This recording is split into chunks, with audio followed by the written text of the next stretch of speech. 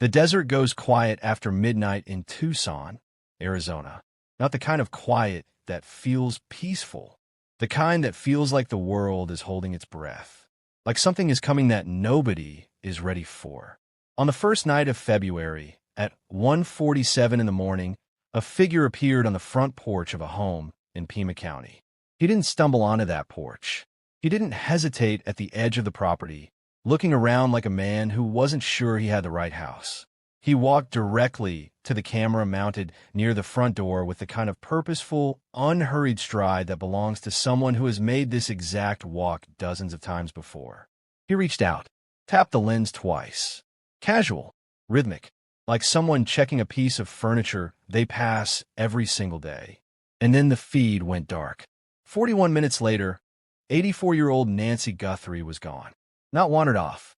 Not confused and disoriented somewhere down the street. Gone. Removed from her home in the middle of the night by someone or something that left almost nothing behind. No screaming neighbors. No broken windows. No forced locks. Just a porch camera that went dark, a pacemaker that lost its signal, and a family that woke up the next morning to discover that one of the most beloved women in their world had simply vanished. And here is the detail that almost every major media outlet covering this story has buried so deep you would never find it unless you were looking. There are not one, but two separate DNA profiles recovered in connection with this crime. Two unknown males. Neither one matching Nancy Guthrie. Neither one matching any member of her family. Neither one matching a single profile in the FBI's national database containing 19 million known offender records. Two people. Two separate biological traces left at two separate locations connected to the same crime. That is not speculation.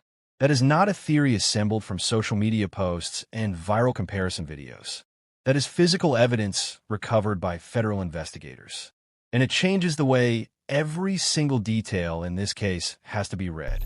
Welcome to True Crimes J. If this is your first time here, hit that subscribe button right now and turn on your notifications because what I am about to lay out for you has not been assembled this way anywhere else. Drop a like on this video so it reaches the people who need to see it. And leave a comment before you go because I read every single one. And tonight, I want to know what you think by the time we reach the end. This is the Nancy Guthrie case. And we're just getting started. Nancy Guthrie had lived in her Tucson home for decades. She was 84 years old, sharp, fiercely independent, and deeply loved by a family that includes one of the most recognizable faces in American broadcast journalism. Her daughter, Savannah Guthrie, is the co-anchor of NBC's Today Show. Her eldest daughter, Annie, lives 4 miles away in Tucson with her husband, Tommaso cioni, a 50-year-old AP biology teacher at a local charter school who also plays bass in a band with friends he has known for nearly 2 decades. Nancy was not isolated. She was not forgotten. She was a woman embedded in a family that checked on her, visited her, had dinner with her regularly, and knew the rhythms of her daily life with the kind of familiarity that only comes from years of closeness. Which makes what happened on the night of January 31st all the more important to understand in precise detail. That evening, Tommaso cioni drove Nancy home from dinner at his house. The Pima County Sheriff's Department confirmed to the New York Times that Tommaso walked Nancy to her front door at approximately 9:50 in the evening. He told investigators he confirmed she was safely inside before leaving. Then he drove home. For miles. 10 minutes on empty desert roads at night. 3 hours and 57 minutes later, her doorbell camera went dead. At 2:28 in the morning, Nancy's pacemaker lost its Bluetooth connection. Somebody was inside that home for 41 minutes. Now I need you to sit with that number for a moment, because 41 minutes is not incidental. It is not background information. It is one of the most operationally revealing details in this entire case, and almost nobody has given it the weight it deserves. Professional burglars work on 5-minute windows. That is the industry standard for someone who breaks into homes for financial gain and has enough experience to know that time is the enemy. 10 minutes inside a stranger's house is considered sloppy work by anyone who has done this before. 20 minutes is reckless to the point of incompetence. 41 minutes inside an occupied home in a residential neighborhood in the middle of the night is either the most catastrophically incompetent criminal operation in recent memory, or it is something else entirely. It is someone or two people who were comfortable inside that house, who knew the layout, who were not rushing because they were not operating under the particular terror that grips people who are afraid of being caught. Think about everything that had to happen in those 41 minutes. Nancy had to be located within the house. She had to be physically controlled. She is 84 years old, but the sheriff described her publicly and specifically as a woman of great sound mind, which means she was not passive and she was not simply compliant. She had to be prepared for removal from the home. She had to be physically guided or carried from her bedroom, through the interior of the house, out the front door, and into a waiting vehicle. All of this in complete darkness and silence, without triggering a single neighbor, without leaving obvious forensic evidence, and without the kind of catastrophic noise or disturbance that would have had someone calling 911. Now try to do all of that with one person. One person managing an 84-year-old woman in distress while simultaneously watching for external threats. One person carrying equipment while navigating an unfamiliar dark space. One person clearing the exit route while guiding another human body toward a vehicle on a residential street in the middle of the night. Under that operational load, every passing second does not just add risk. It multiplies it. One unexpected noise. One light switching on in a neighbor's window. One car passing at the wrong moment. Any single variable breaks the entire operation. But two people divide every task in half. One person handles Nancy. One person manages the environment. One guides her through the hallway. One checks the street. One places her in the vehicle. One drives. The load that makes 41 minutes suicidal for a single operator becomes methodical, even calm, for a coordinated team. Former FBI negotiator Chip Massey told reporters in direct terms that controlling an elderly hostage while simultaneously managing operational logistics is a level of coordination a single operator simply cannot sustain under real-world pressure. The sheriff himself has not ruled out the possibility of an accomplice. And the physical evidence, two separate DNA profiles at two separate locations connected to the same crime, does not support a lone actor. It supports a team. Now look at what the rest of the crime scene tells us about how this operation was built. Fox News drone footage captured something significant at the rear of Nancy's property. The floodlights had been smashed, deliberately destroyed. The doorbell camera at the front of the house had already been neutralized at 1:47 in the morning. If one person disabled the front camera while a second person simultaneously eliminated the exterior lighting at the rear of the property, that is not coincidence. That is coordinated two-point entry, pre-planned, timed, and executed by two people who had already agreed on their positions and roles before they arrived. But the operation did not begin on February 1st. It began weeks earlier, and the surveillance campaign that preceded the kidnapping reveals something about the people involved that is even more chilling than the night itself. On January 11th, the Pima County Sheriff flagged this specific date during the investigation and formally requested neighborhood surveillance footage. He never publicly explained what he believed happened that day, but he asked for the footage. Something connected to this case occurred on that street on January 11th that law enforcement considered significant enough to pursue. 12 days later, on January 23rd, someone walked backward past a home 6.5 miles from Nancy's property. At night, wearing a distinctive Ozar Trail backpack with reflective safety strips along the sides. Walking backward. And I need you to understand exactly why that matters, because it is not strange or accidental behavior. It is technically sophisticated. Consumer-grade security cameras, the Ring doorbell cameras, and similar devices installed on residential properties across the country rely on passive infrared sensors to trigger recording. The sensor does not record continuously. It sleeps until body heat moves within its detection field. When the sensor detects heat, it wakes the processor. The processor adjusts the lens. The device establishes a Wi-Fi handshake with the home network. That entire sequence takes between 1 and 2 seconds to complete. Walk toward a camera from the front, and those first 1 to 2 seconds capture your face in clear, identifiable detail as you approach. Walk backward, and the camera activates while you're already moving away from it.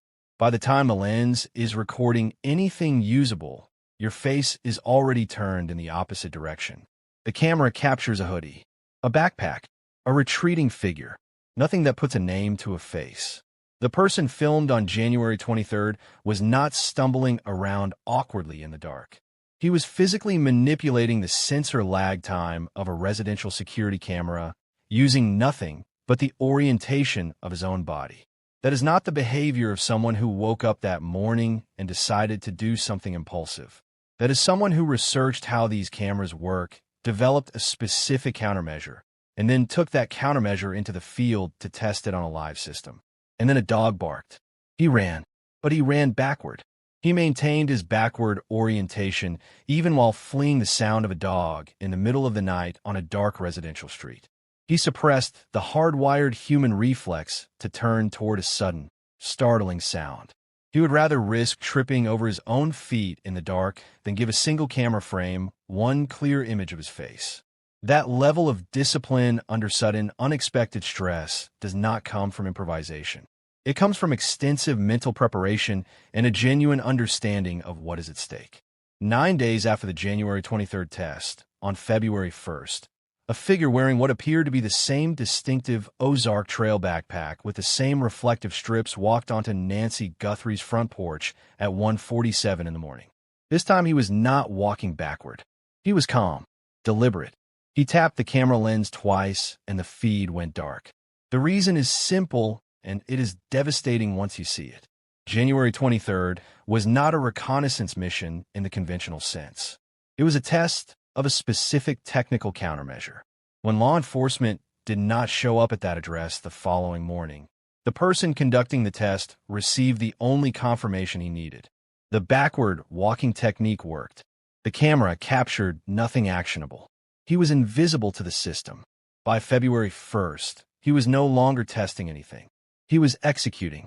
And the record shows that before February 1st, a figure appeared at Nancy's actual porch on at least one additional occasion without a backpack, standing close to the camera, observing it at near range. For major American broadcast networks, ABC, CBS, NBC, and CNN, independently confirmed through separate law enforcement sources that the suspect visited Nancy's home on multiple occasions before the night she was taken. The Pima County Sheriff's Department publicly characterized this reporting as purely speculative. For networks, for independent source chains, one denial from local law enforcement. You could draw your own conclusion about what that discrepancy means. Now here is the strategic picture that emerges from all of those documented appearances. If a single person made all 4 of those visits, January 11th, January 23rd, the pre-execution porch visit, and February 1st, that individual was physically present in the same geographic area 4 separate times over the course of 3 weeks. For opportunities to be captured on camera in usable detail. For opportunities to be recognized by a neighbor who remembered seeing someone unusual. For opportunities for one mistake to unravel everything. But if 2 people alternate appearances, no single individual is ever exposed more than twice. The risk is distributed. The exposure footprint of each person is cut in half, and the technical intelligence gathered at one location. Specifically, the discovery that walking backward defeats ring camera sensor lag can be passed from one collaborator to the other without either one needing to be present at both sites. That is an information transfer between 2 people working toward a shared objective, which brings us to the framework at the center of this case. And once you understand it, every piece of evidence that has seemed confusing or contradictory will suddenly make sense. This operation required 2 distinct and complementary roles. The first role belongs to someone I will call the architect. This person's value is entirely informational. They provide the blueprint, the layout of the home, the precise position of every camera, the critical knowledge of whether those cameras actually record continuous footage or simply send motion alerts, the security gate, the medication schedule, the pacemaker connectivity, the neighborhood's patterns, the family's routines, the specific timing window when the operation could be executed with the least possible exposure. An outsider, no matter how motivated or resourceful, would require weeks of dedicated surveillance to accumulate that level of operational detail about a private residence. An insider already possesses it. The architect never needs to appear at the scene. He stays home. His alibi is the simple absence of anything suspicious. The second role belongs to someone I will call the operative. This person provides physical capability, the willingness to enter a residential property at 1:47 in the morning, confront an elderly woman, and remove her from her home without leaving usable forensic evidence behind. The criminal composure to manage a high-pressure operation in real time. The physical build that matches the FBI's description of the figure on that porch. The operative acts on a blueprint he received before he ever arrived. He walks through that front door armed with precise knowledge he could not have gathered independently. Two people, two roles. One operation with 19 years of shared history underneath it. Now let me show you who the evidence keeps returning to. And I want to be precise about what I am doing here. I am not making accusations. I am not convicting anyone in a YouTube video. I am showing you what is a matter of public record and letting you see the pattern for yourself. The architect profile fits one person in this case with a specificity that is difficult to explain away. Tommaso cioni is 50 years old. He was born in Tuscany. He has been married to Nancy Guthrie, Nancy's eldest daughter, since 2006. 20 years of marriage. 20 years of Friday night family dinners. 20 years of walking through Nancy's front door, past her cameras, through her security gate, down her hallway, and into her kitchen.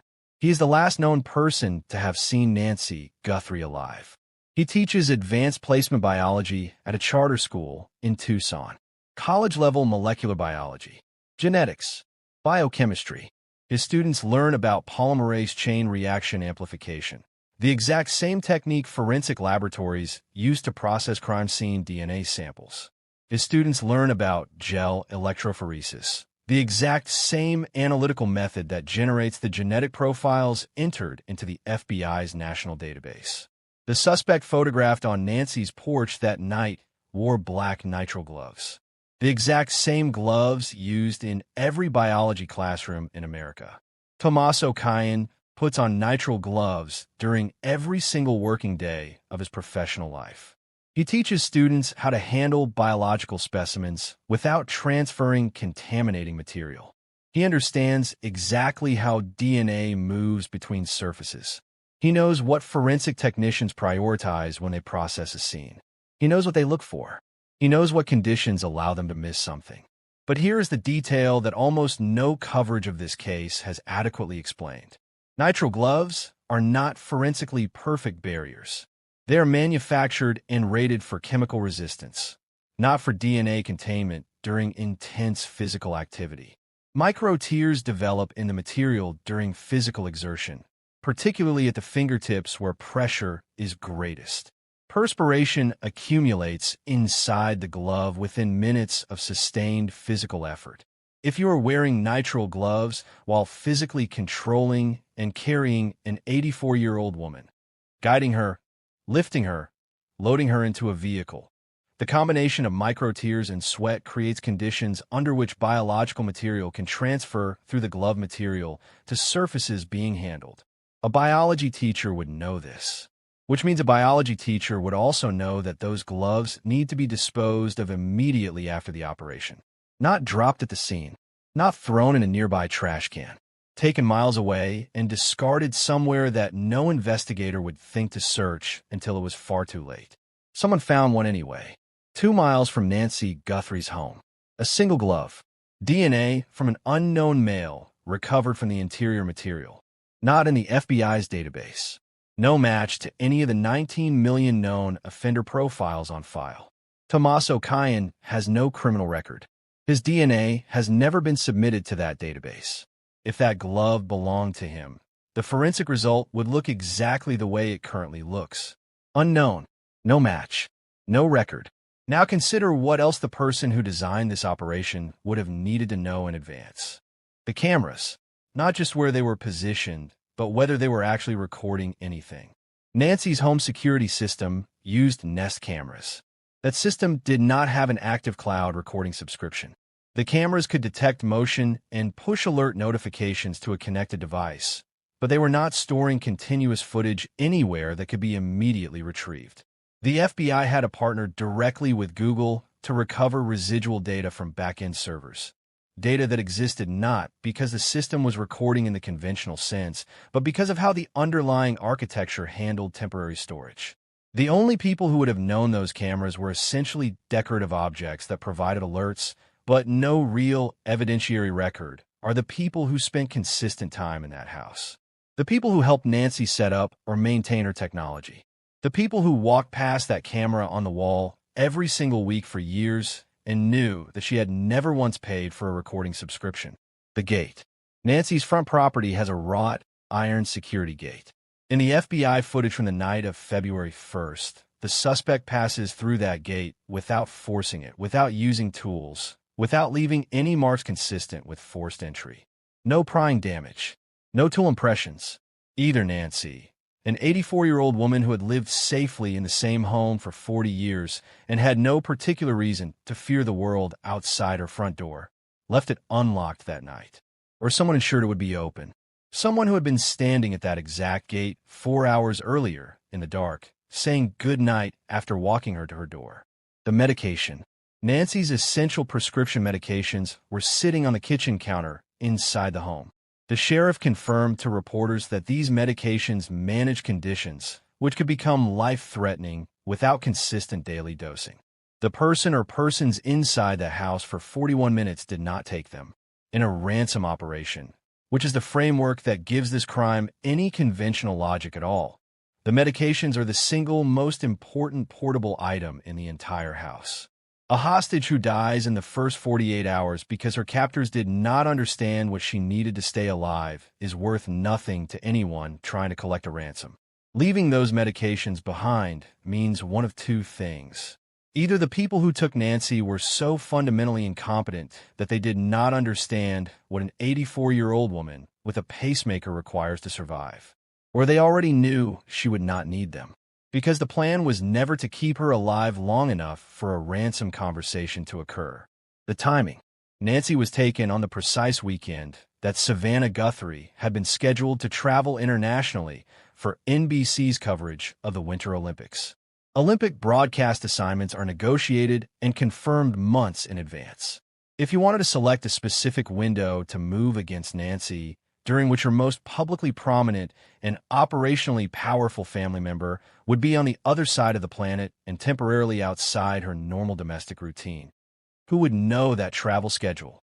The answer is not a surveillance camera, and it is not a public announcement. The answer is a family member, someone who heard about the assignment at the dinner table. In May of 2024, 8 months before the kidnapping, Tommaso signed a durable power of attorney document giving Annie formal control over his financial affairs and property. Legal professionals who reviewed the document publicly noted that this type of arrangement is common in real estate contexts and does not on its own suggest anything sinister. But the document exists. The timing exists. The kidnapping exists. And the combination of all three is part of the publicly documented record of this case.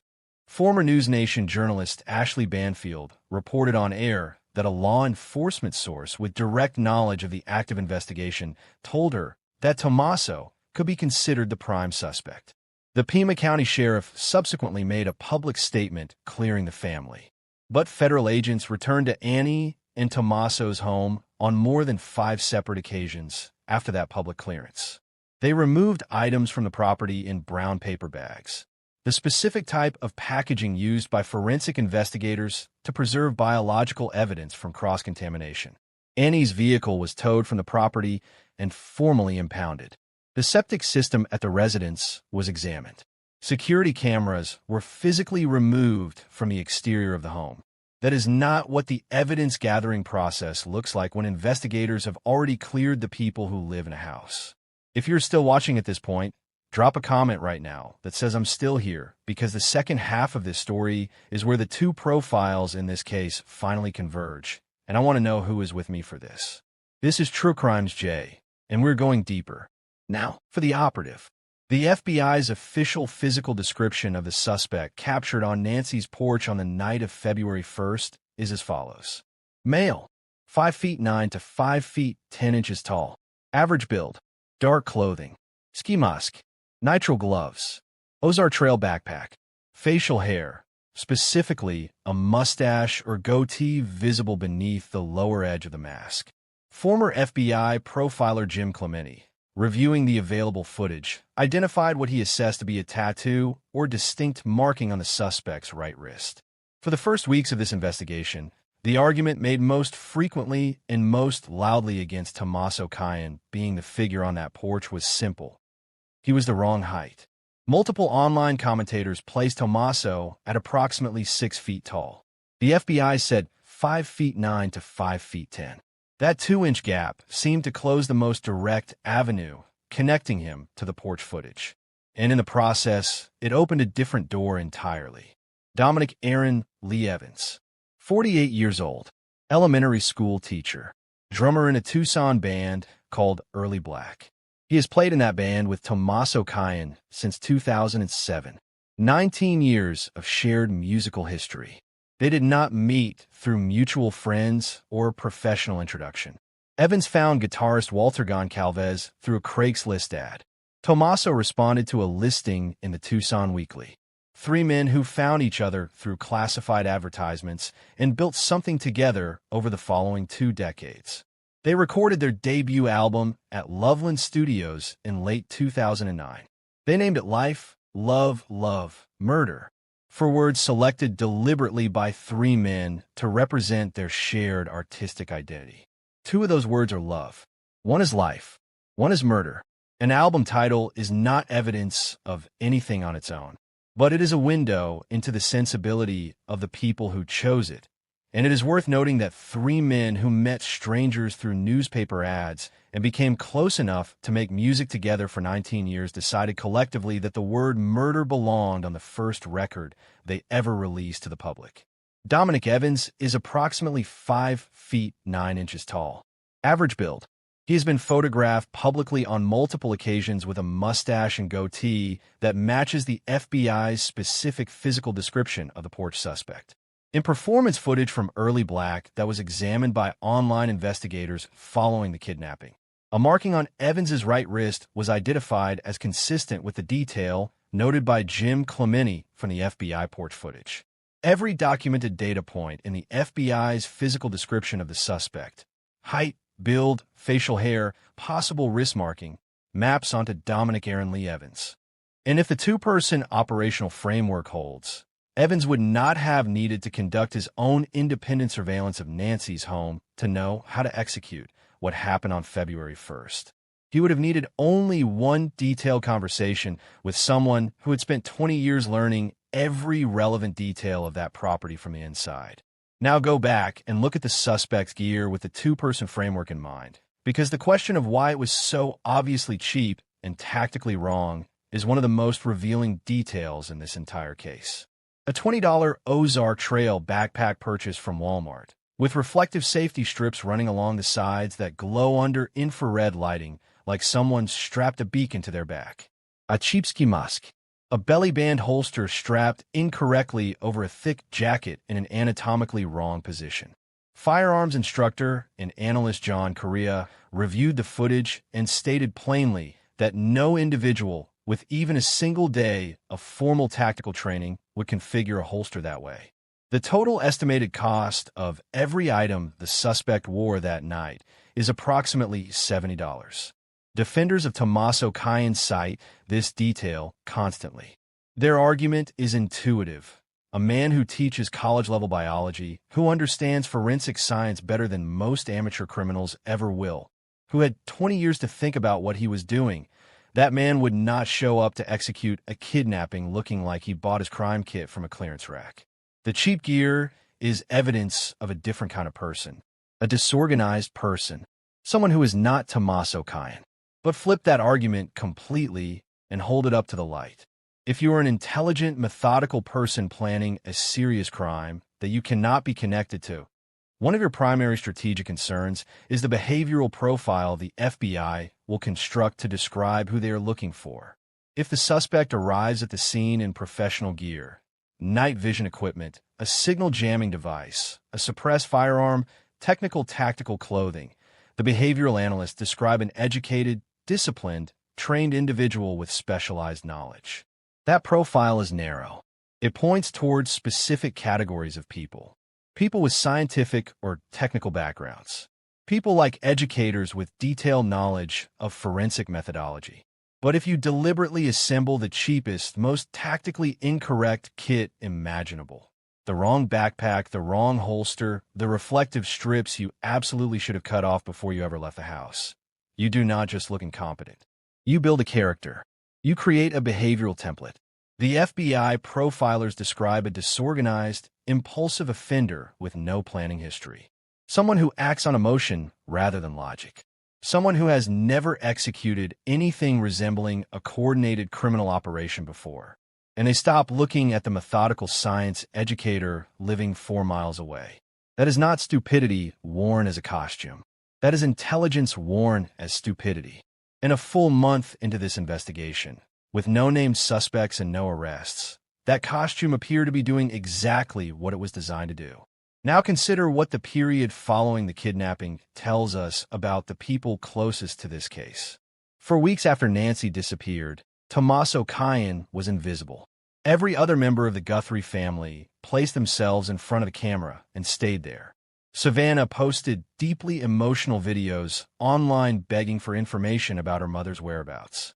She offered a publicly announced $1 million reward for information leading to Nancy's safe return. She appeared on her own broadcast and said with visible grief that every single hour had been agony. Cameron Guthrie recorded a direct video message addressed to whoever had taken Nancy and transmitted it publicly. And he cooperated with investigators. Every member of this family screamed into the open air for help and kept screaming. Except one. Tommaso cioni did not post a public statement. He did not appear in a video. He did not speak to a single journalist. He did not stand beside his wife while she pleaded with the world to bring her mother home. The last known person to have seen Nancy Guthrie alive went silent for the better part of a month. Reporter Brian Enton told Megyn Kelly during a televised segment that Tommaso had not been seen publicly in nearly a week. Distinctive large beard. Very recognizable face. Gone from public view entirely. Here is the truth about grief that does not require a psychology degree to understand. When someone you love is missing, when the person you drove home 4 hours before she vanished is being searched for by federal agents, and your wife is falling apart publicly in front of millions of people, you talk. You go on every camera you can access and say that you love that woman and you want her found and you will do anything to help bring her home. That is what innocent people do when they are terrified and helpless and desperate for someone to find the person they love. The grief is too large to contain inside a private house. It breaks through before you can think to stop it.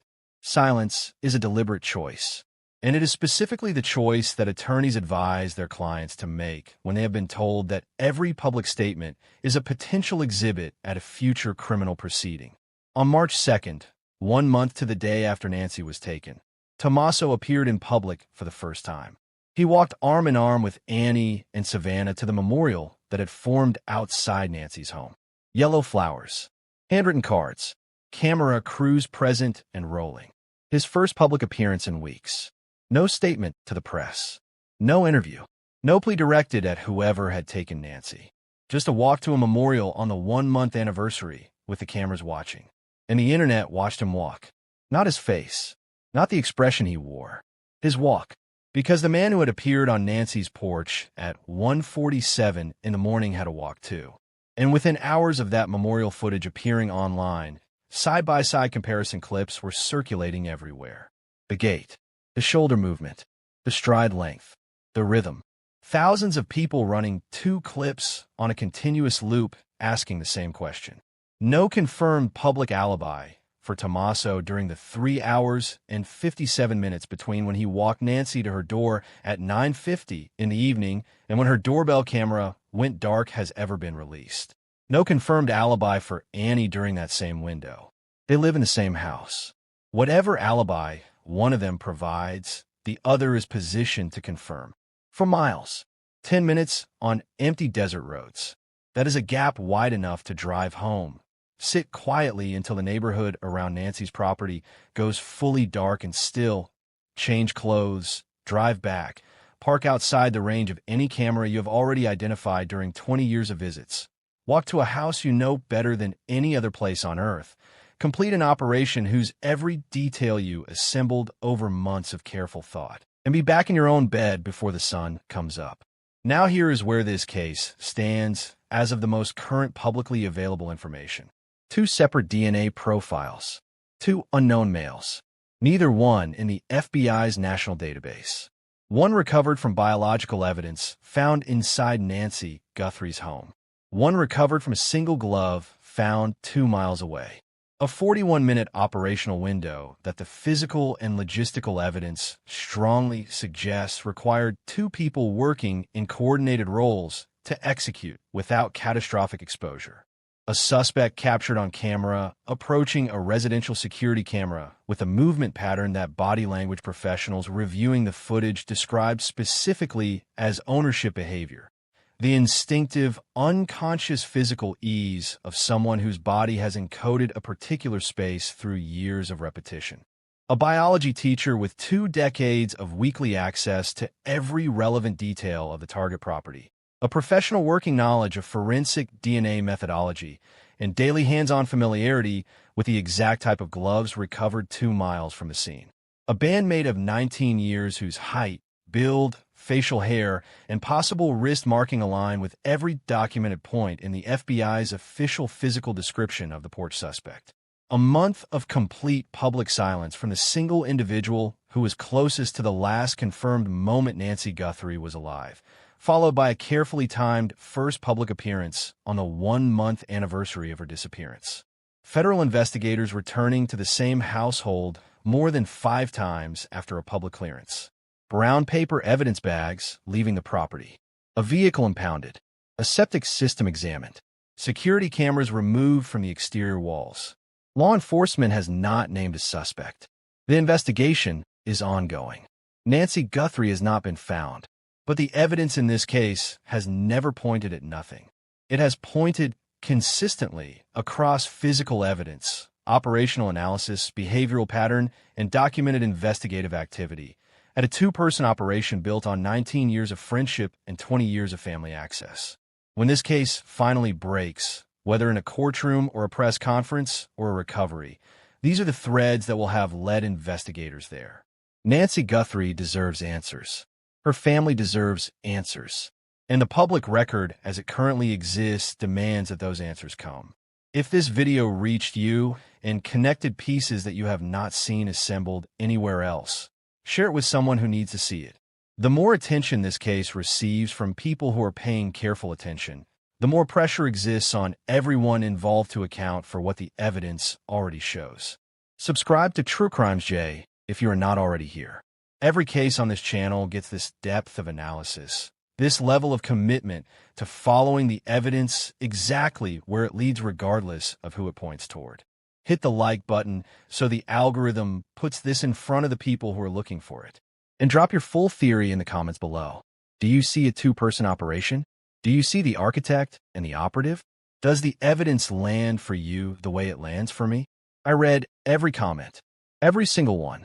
And on a case like this, your perspective matters. Nancy Guthrie is still out there somewhere, and she is waiting for someone to care enough to keep asking the right questions.